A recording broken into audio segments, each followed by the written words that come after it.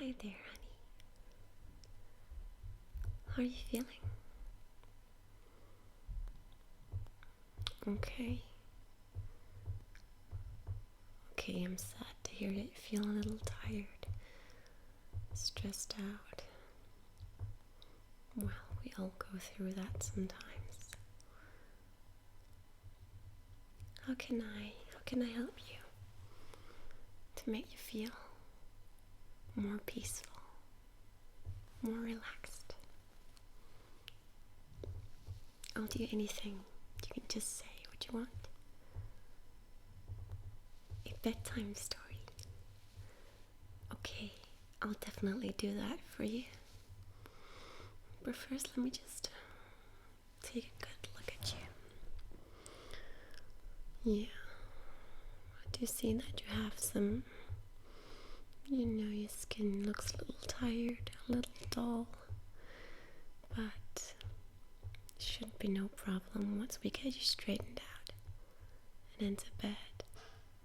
It's a nice, relaxing, a nice relaxing story for you to enjoy. So, have you been getting enough sleep lately, or no? I thought so. I can tell in your face that you don't get enough sleep, and I hate to lecture you, and it's not to sound too empty about it, but you really should, because it's just a shame if you waste entire days, just sort of feeling tired, feeling worn out. So I hope that I can make you feel a lot better with a little story. I'm gonna read it to you, alright? Oh, you wanna lay next to me in bed? Okay, so we do sort of a slumber party. Okay, a little nice. So we're definitely gonna do that. So while you go brush your teeth and, do all the things you have to do, I'll get the bed ready, okay? And make sure to wear some really comfortable clothes when you get in. Okay, I'll see you in a little bit, honey. Hey again, sweetie. Are you ready for your story now? Okay, nice. See, you got cleaned up there. You're looking like a different person already. In the good way. So, the story that I'm gonna read you is just a very cute story, and it's called this one, Just Before Dawn.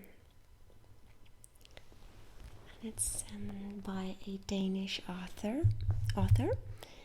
So I hope you're really gonna like it, okay? And it doesn't matter if you drift off to sleep or anything like that. It's totally natural, and you need your sleep. So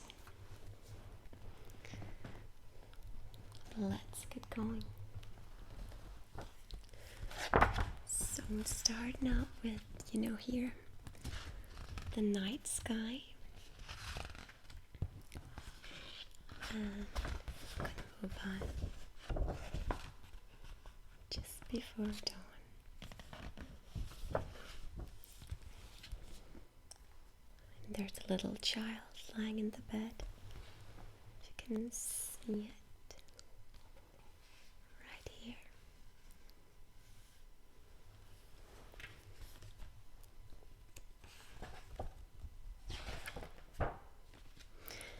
Okay. Early one summer morning, just before dawn, while Jim was still asleep, Teddy woke up. He was restless and turned from side to side. But no matter what he did, he couldn't go back to sleep. He stared around him, wide awake.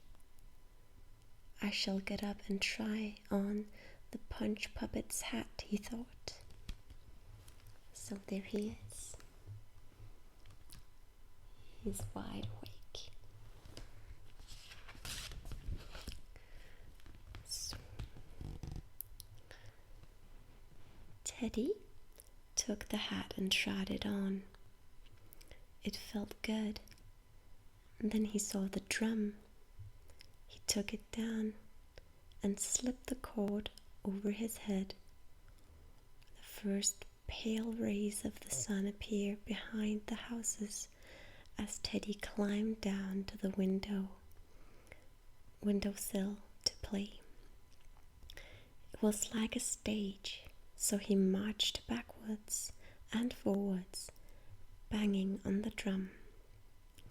Teddy was so happy that he did not notice that the window was open. And there he is, trying on the Punch Puppet's hat. And there he goes right out to the window.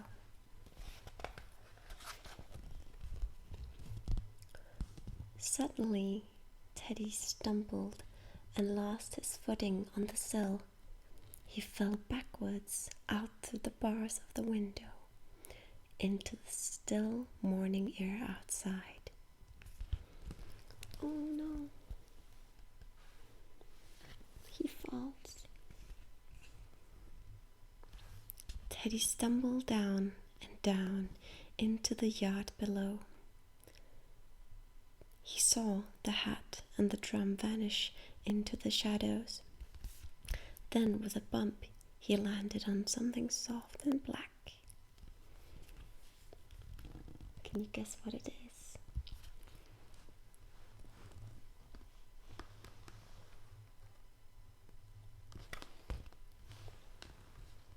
I think I might know. In the yard beside the house, it was still dark, but Teddy saw that he had fallen onto the garden cat who slept in the yard. "Whatever are you doing?" snapped the startled cat. Teddy felt foolish and said, "I fell from the window while I was playing with my drum, but it is so far away that I don't know how I shall get back." The cat looked up at the window. "I cannot jump that high, but I would take you as far as the shed roof." "Oh, thank you," said Teddy. There he lands on the cat.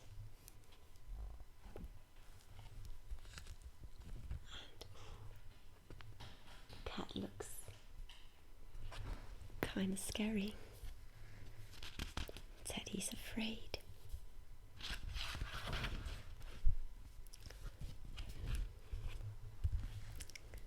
Here. Garden cat leapt onto the bicycle shed and along the fence, with Teddy dizzily clinging to his back. Beneath the fence stood an open dustbin. "Take care that we don't fall in there," whispered Teddy into the cat's fur.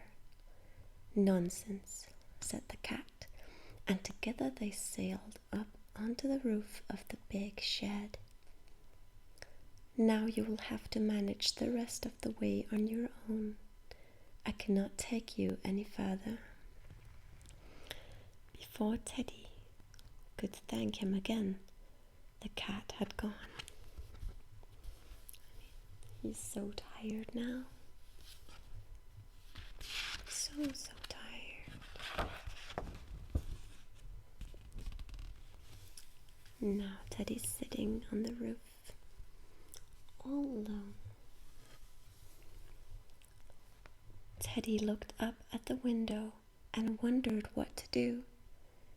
He felt all alone.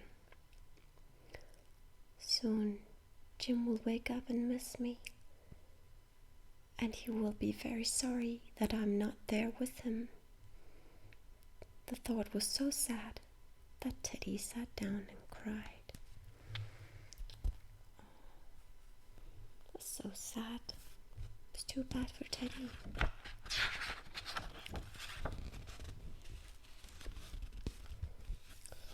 Suddenly, Teddy heard a voice. "Whatever are you crying for?" He turned around in surprise and saw 2 squirrels in a tree. "I want to go back home. I slipped and fell while I was playing. Garden Cat carried me here, but I cannot go any further." Big tears ran down his cheeks as he pointed up to the open window. The squirrels followed the direction in which Teddy pointed. "We could get you through the tree and onto the telegraph pole, and then you would have to manage the rest of the way on your own." The squirrels are so nice to help him, aren't they? And they're helping Teddy to get back up to the telephone pole. The 2 squirrels pushed Teddy up onto the tree. Once inside, he found the darkness frightening. The squirrels helped him up through the branches, and all the while the leaves rustled and fluttered. "I do hope there are no ghosts," he said. But the squirrels did not know what ghosts were, and so they said nothing. At last they reached the telegraph pole.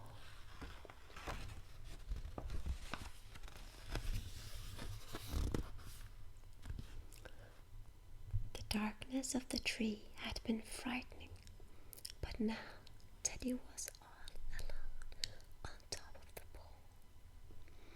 The squirrels jumped back into the tree and waved goodbye.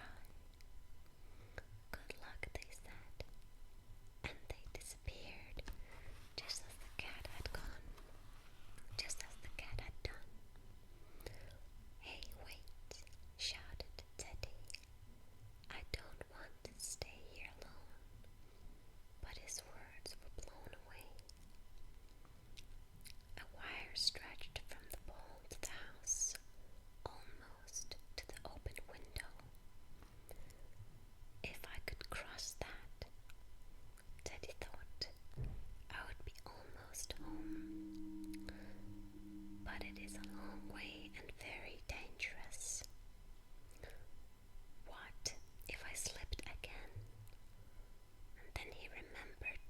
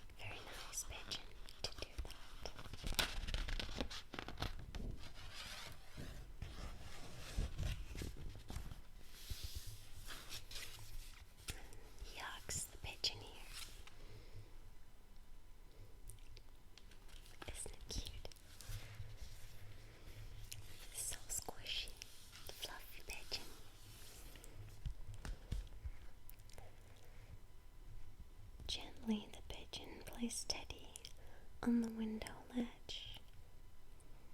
What a good thing I flew by when I did. Yes, said Teddy. I cannot tell you how happy I am to be home. He hugged the pigeon fondly, and tears of joy ran down his cheeks and onto the pigeon's feathers.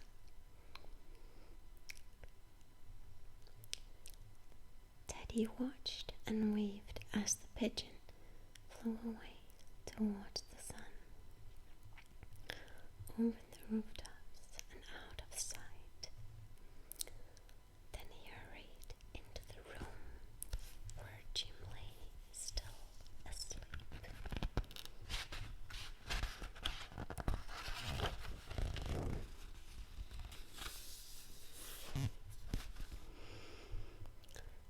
At the very moment Teddy lay down once more on the bed, Jim opened his eyes. Turning towards Teddy, he said, "Good morning, Teddy. Did you sleep well?" But Teddy did not reply. He simply smiled. And there he is on the bed.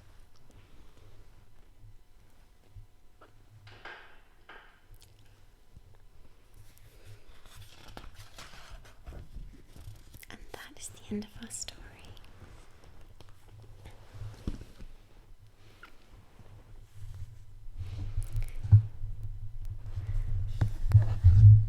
Did you enjoy it, honey? Good.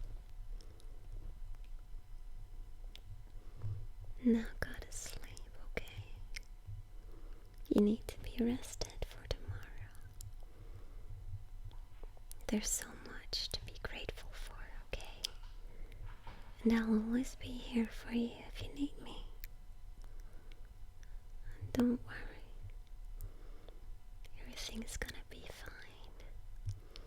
And you're gonna be fine. Okay?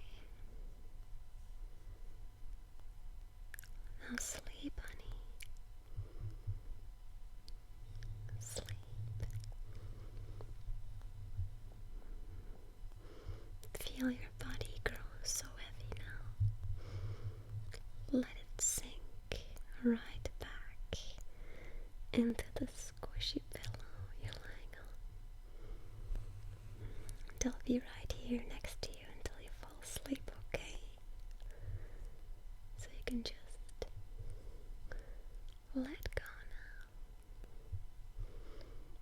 Let go.